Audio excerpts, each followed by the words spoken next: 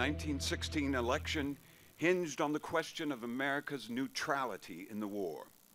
Wilson, running for a second term, built his candidacy around the idea that America ought to prepare for the possibility of war, yet his campaign slogans, "He kept us out of war" and "America first," persuaded the American public that a vote for the Republican candidate, Charles Evans Hughes, would be a vote for war.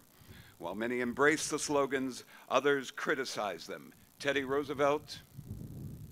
President Wilson's ignoble shirking of responsibility has been misclothed in the phrase of a coward. He kept us out of war.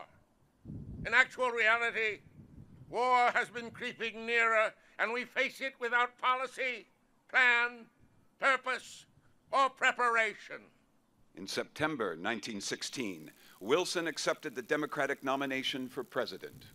We have been neutral, not only because it was the fixed and traditional policy of the United States to stand aloof from the politics of Europe, but also because it was manifestly our duty to prevent the indefinite extension of the fires of hate and desolation kindled by that terrible conflict, and to seek to serve mankind by reserving our strength and our resources for the difficult days of restoration and healing, when peace will have to build a house anew.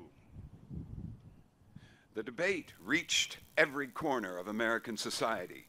Voices for and against the U.S. joining the war included not only politicians, but men who would likely be called to serve, women, African Americans, and Native Americans fighting for an equal role in American civic life. American Arthur Bullard, who had lived in wartime France and England, wrote in early 1917,